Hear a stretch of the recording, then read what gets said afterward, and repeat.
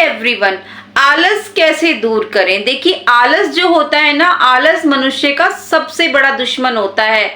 देखिए आपने वो दोहा तो सुना होगा ना, काल करे सो आज कर, आज करे सो अब। जब भी ये बातें आती है ना तो हम बहुत आलसी हो जाते हैं, बहुत आलसी हो जाते हैं। देखिए आलस से जो है ना हमारे कई बार बहुत बड़े बड़े नुकसान भी हो जाते हैं।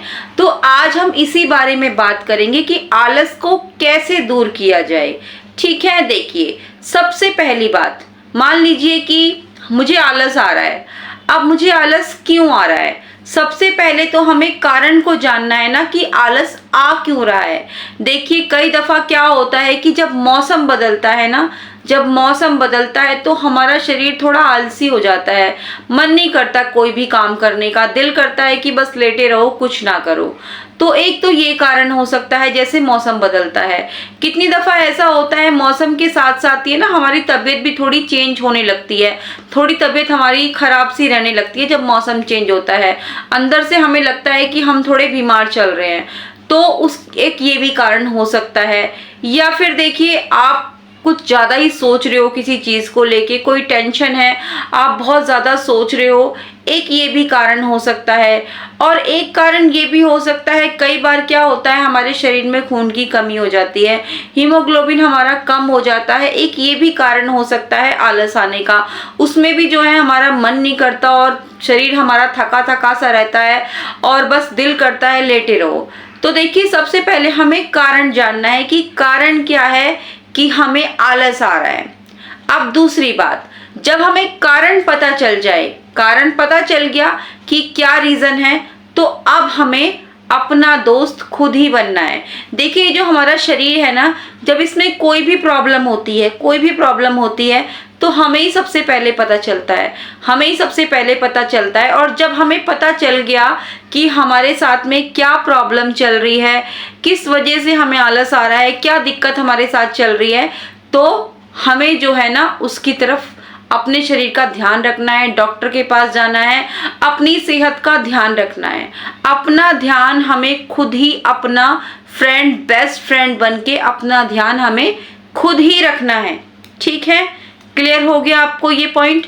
अब आती है तीसरी बात, देखिए अपने जो है ना डाइट का भी आपको ध्यान रखना है, अपने खान पान का ध्यान देना बहुत ज़्यादा ज़रूरी है, बहुत ज़्यादा ज़रूरी है। हम इसी पर ध्यान नहीं देते हैं, बिल्कुल भी नहीं देते हैं। हम कुछ भी खा रहे हैं, किसी भी टाइम खा रहे हैं, नहीं, ऐसा नहीं होना चाहिए। हमें अपनी डाइट पर भी ध्यान देना होगा।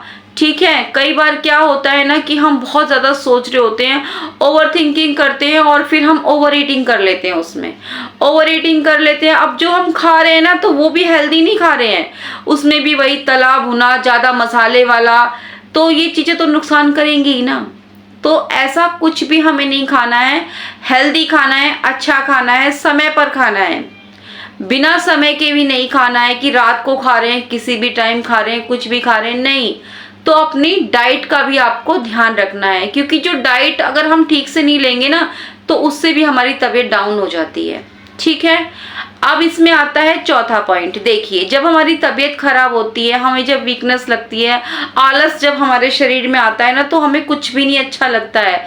तो अब क्या कई बार है ना क्या होता है कि हम अपने आप से भी बोर हो जाते हैं, खुद से, हम खुद से भी बोर हो जाते हैं। वही रोज रोज का वही जो हम पहन रहे हैं, मतलब एक ही लुक से हम जो है ना थोड़े बोर हो जाते हैं। तो ऐसे में क्या किया जाए? ऐसे में हम ये कर सकते हैं, देखिए थोड़ा मार्केट घुमाइए, मार्केट घुमाइए, थोड़ी सी शॉपिंग कराइए, थोड़ा सा जो आप डेली में पहनते हैं उससे थोड़ा थोड़े हटके आउटफिट ले लीजिए, थोड़ा खुद में आपको चेंज लगे, कुछ ऐसा। तो आप ऐसे कर सकते हैं। ठीक है, थोड़ा अपने लिए कुछ नए कपड़े ले आइए, अपने आप में आपको अच्छा लगेगा। ठीक है, अब इसमें अगला पॉइंट क्या आता है कि बहुत बार ऐसा होता है कि हम जिस कमरे में रहते हैं ना उस कमरे से भी हम बोर हो जाते हैं, उस कमरे से भी बोर हो जाते हैं। तो उसमें भी हमें जो है ना चेंज लाने की जरूरत होती है। देखिए आप क्या कर सकते हैं, दीवार पर एक अच्छा सा कोई पोस्टर लगा सकते हैं, आजकल बहुत सुंदर सुंदर पोस्टर मिलते हैं मार्केट में, आप एक अच्छा सा पोस्टर लगा सकते हैं।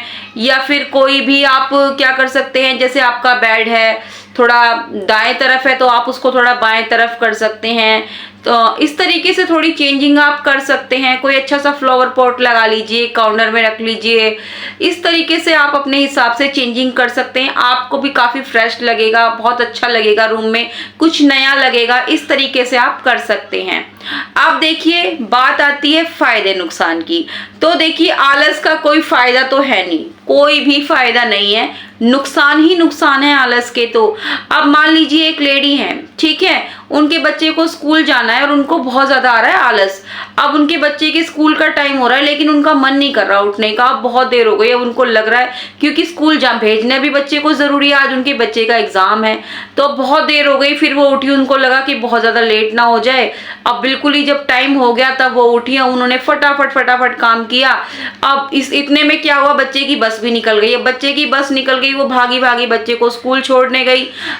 तो जब बस निकल गई फिर वो भागी भागी उसको स्कूल छोड़ने गई, अपने बच्चे को स्कूल छोड़ने के लिए गई। इतना लेट हो गया कि आधा एग्जाम तो बच्चों का हो ही चुका था, आधा एग्जाम खत्म हो गया था। तो देखिए कितना बड़ा नुकसान हुआ ना, एक इस आलस की वजह से। इस आलस की वजह से ही तो वो लेट हो गई ना। तो आलस का कोई भी फायदा नहीं है, इसके नुकसान ही नुकसान है। तो आलस नहीं करना चाहिए। इस तरीके से आप अपने आलस को दूर कर सकते हैं। ये तो थी कुछ बातें मेरी, वैसे आप इस बारे में क्या कहते हैं, क्या सोचते हैं, मुझे जरूर बताइएगा। वीडियो पर नए आए हैं, पहली बार देख रहे हैं वीडियो, तो इस चैनल को सब्सक्राइब कर लीजिएगा ताकि मेरे आने वाले वीडियो का नोटिफिकेशन आप तक सबसे पहले पहुंचे।